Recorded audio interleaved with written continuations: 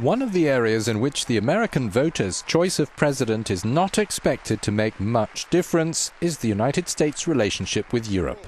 Yes, the older continent has traditionally had a privileged partnership with the US, but policy analysts agree it's increasingly taken for granted in favor of addressing other American priorities.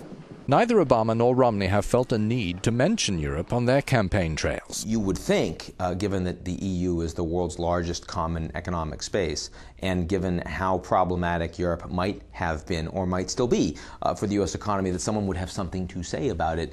They did not. And while the United States is very willing to dispense advice to the Europeans, no one is bringing a checkbook. Clearly, the American position is that Europe has to fix Europe's own problems. So I really don't see a significant difference on Europe with either of these candidates.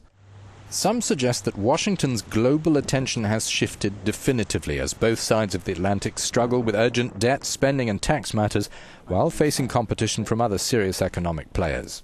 I think the era of the U.S. focusing on Europe as the most important part of the world has gone, regardless of whether Mitt Romney or Barack Obama is in the White House next year.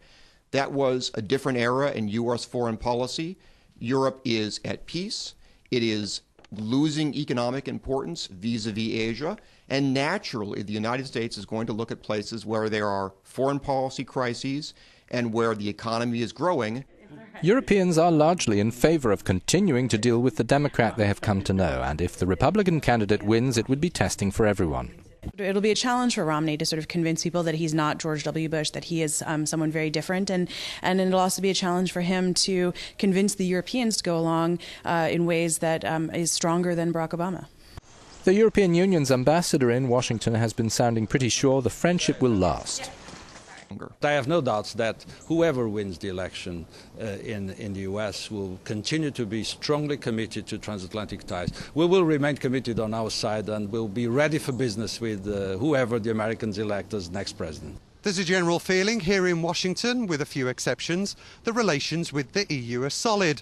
The one big concern, of course, remains the Eurozone's debt crisis. Both Republicans and Democrats are deeply frustrated that the Europeans can't get their economic house in order quicker.